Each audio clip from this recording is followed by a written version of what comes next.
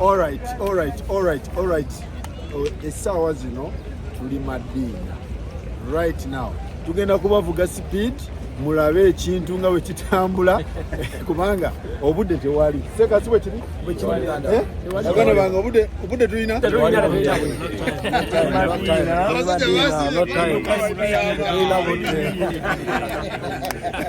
Mugana ng'oviridde wa? Manya n'eddoboozi Bazira Hamidu Kyeyune nviridde mu kibuga kunabugabaawo kwetagoni kwempangalira zaalibwa Butambala. Guno omulundi gwo gwakumeka okujja? Omulundi ogusoose okujja wano ku nnyumba ya Mutume yandi musanyufu nnyo, ndi musiimu nnyo ne kampuni ya Sakifa tambuza bulungi Bayibu y'amaanyi ekitiibwa nabasigadde abaleete inshallah. Seeka abasajja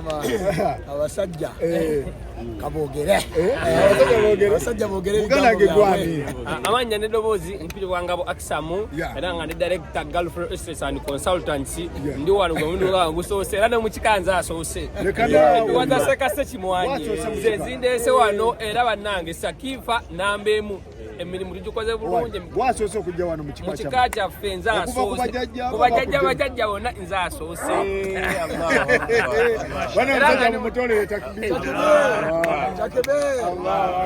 Nze asoose naye nsaba Allah olujjulo lube nga luguddewo buli muntu naye wa famire yaffe naye ajjeko wano. Kati bagambye batya ng'ojja? Wabagambye? Nabagambye nzija ne bagamba tuteeke mu dduwa era ngenda bateeka mu dduwa inshallah kubanga tumuyina kabaka w'edduwa. Bagambe watuuse.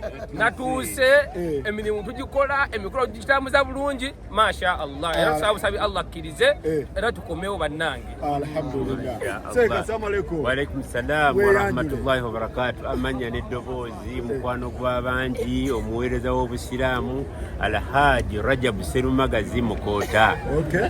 Alhaji Rajab Serumagazi Mukoota mulundi wallahi Allahu ya'lamu sinzira kugamba nti mirundi emeka kuba Mungu alhamdulillah ekifo kino yakinfuulira nga ndi mukwano gwakyo era embiri n'emirundi ejja naye ate omulundi guno gwentambudde ne Safiika Tour and Travel alhamdulillah byengera byereere kuba nze director wa Rawza High Schools era nga nze director wa 7 Balls ediringira mu oil and gas.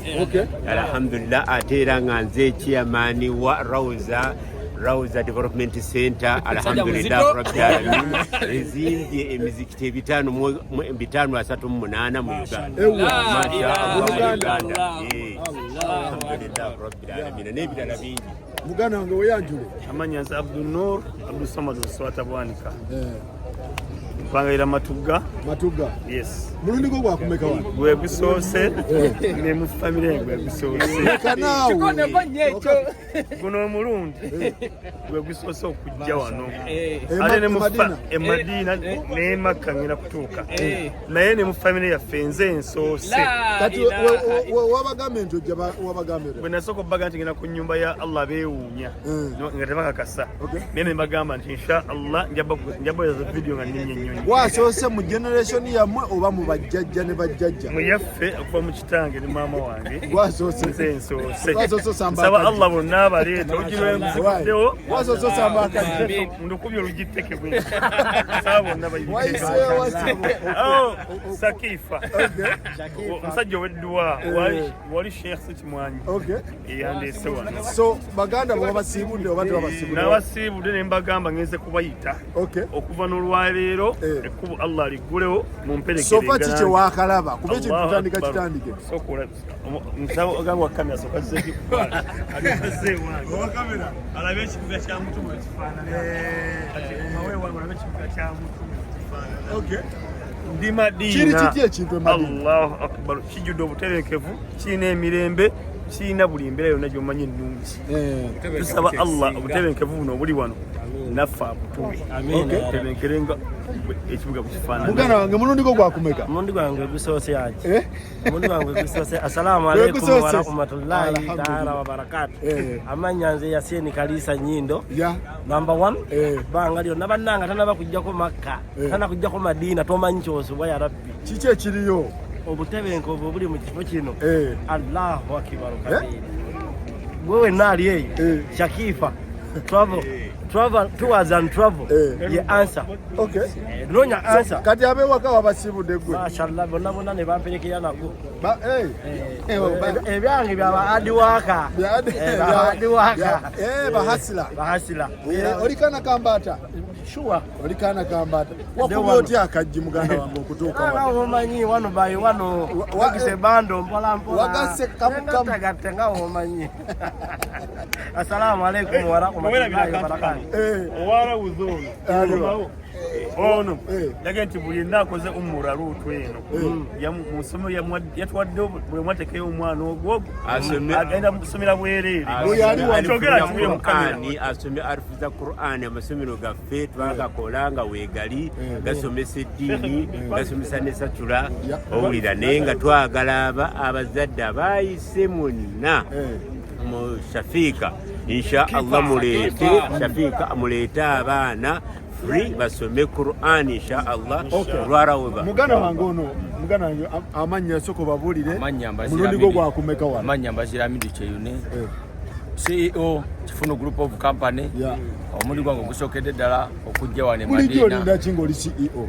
Bulijjo nina byenkyagattagatta bulijjo mbadde kyagattagatta nga Mungu tannabakukkiriza oluvannyuma lwa Mungu okukkiriza bulijjo mulaajanira Mungu ntuuke mu kibuga kino tuseeko mu kibuga kino eky'e Madina era ndi musiimu nnyo ngenzeko ku Kabuli y'omubaka ne musaalira Abubakari ntuuseewo Umar Wali ntuuseewo ngenzeko baziika wali abalala nawo ntuuseewo ndi musiimu nnyo Aisha ndi musiimu nnyo ekibuga kya Mutume kyonna okiraba kibukadde abasiraamu mwe bali mu kusinza Mungu waabwe bannange mwenna abasigadde Uganda mujje musinze Mungu ng'omulundi gw'ogusoose kiki kyewakalaba kuba ekyo tutandika kitandike naye amazima gali nti essanyu nina ppitirivu nnyo era wano tewaviika era singa basobola okumpa olukusa nembeerawo omwaka mulamba alhamdulillah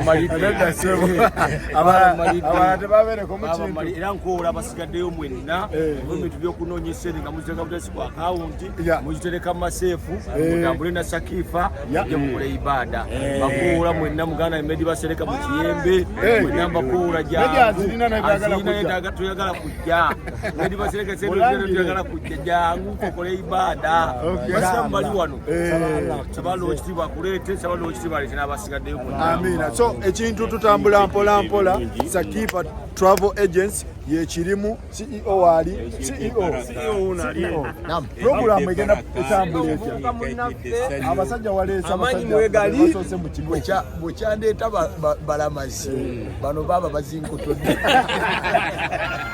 abasajja balina payipu balina amaanyi naye mu byonna mbalinze kunywa nto awo tugwera mu kyenda nasabye edduwa saba Allah kiza tukwate kunywa kikyo okimye wano buli omu alina kyakimye olowooza kikyo kyosinza okusaba wano sekola ibaada ekikulu kya byonna okimye ekyo kuba wano kuyoola kyosobola oze kuyoola nze kusaba kuduwa Allah bonna leseeyo nangaze Allah awo notayagala sente anayagala sente nze kusaba Allah mba obusobozi mbere omukubagaga basinga e Kampala 5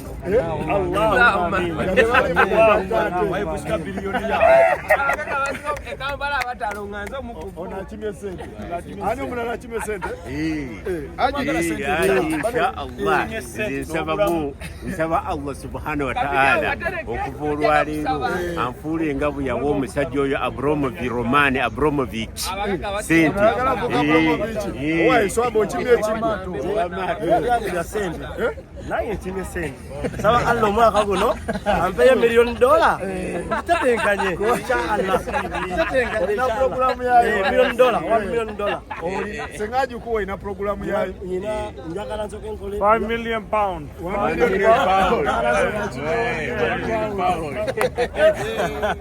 Allah kubanga wano kuyola era bannange twasubwa dda $4 billion ese emirembe giri wano obutebenkevu buli wano Allahu alright seka program egenda tambuleta mu byonna alhamdulillah twebaza Allah subhanahu wa ta'ala atukomezaawo omulundi omulala twewaayo ebbanga lyonna tubategeeza nti tujja baweereza ate n'okubaweereza n'obwesimbu n'amazima Allah tumwebaza nti buluteekateeka tuteeseteese okutambula Mungu atusobozeseza okujja. Sakifa never disappoints. Toyinza kuyita mu Sakifa ate n'ogamba mbu sima visa teyazzeemu ate simanyi minyeekere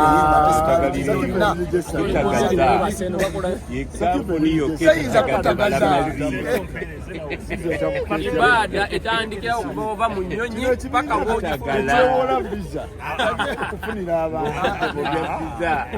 abantu bajja ne batagalira eno abantu batagala ne bakutaabutana naye Safiika wamulamuzi wa Safiika tatagala tewali budde bwebaka tewali budde abasajja Mungu yabaleeze yena bwebaka naye nga tubategeeza atannaba kuyita wano muganda wange ofiirwa Safiika nedda byonna tuli wano Madiina bwetuvaawo tujja kulambula ku bifo ebyenkizo nabbi tumaze okumulaba ate tukyakomawo emirundi mingi nga tugenda kuyingira bwe tunaamaliza twolekere ekibuga Makka ennaku 10 ezisembayo ashara al awakhir ennaku 10 ezisembayo tulina kubeera mu kikko eky'omukisa ekituddemu ennyumba ya Allah tabaraka wa taala. Ekire ekya Lailatul Qadiri kirina kutusanga awali Mukaaba insha Allah tabaraka Allah kiriza. So naye nga tubagamba ne muganda wange Abdul okuva mu America naye waali tugenda kuba tubamuwaako Abamerika bonna bakonectinze Bungereza wawa so ekintu kiri massive era nga tubabuulira nti tugenda kuba tukibawa. Saida nkutumiddeko a Hawaii kiri kitya ekintu kiri masavu merere. So Sakifa abagala okujja e Makka ne Madiina Sakifa emizigi zikyali open mwezi kyoguddako tulina hijja naye hijja nagaddewo wakigadde Mungu yampadde abalabazi netaaga hijja njija wano ng'ennaku z'omwezi 28 ogwokutaano naye gates closed. Ne woba olina ssente ne woba olina ssente ezenkanawa Sakifa tokyayinza kutambula nayo mu hijja mpozi 226 naye olugendo oluddako lwe mba mulinda lwa Agasti banalesa abasajja n'ebiri mu office kati babimanyi abasajja babajjewo abasajja banange ogw'omunaana tulina Kids Umrah insha Allah y'abato mumpa abaana kuva ku myaka 7 paka emyaka 15 insha Allah umrah weeri nga 28 ogw'omunaana omwaka guno gwennyini then mulimu ne umura y'abantu abakulu eya bulijjo Agasti mujje tukube ekiko inshallah. So hijja yagaddewo hijja nagaddewo sold out tewali kifo tewali space sold out hijja sold out Sakifa teyina tebakulimba olita ku blocking anagamba nkutwala ku Sakifa kufunira gundi hijja sold out tugenda kuba poster hijja sold out so wale mwebale nnyo mwebale ddala tugenda kuba tubawa ebifa e Makka ne Madiina wano ku Gospel Live so tulabagane next time.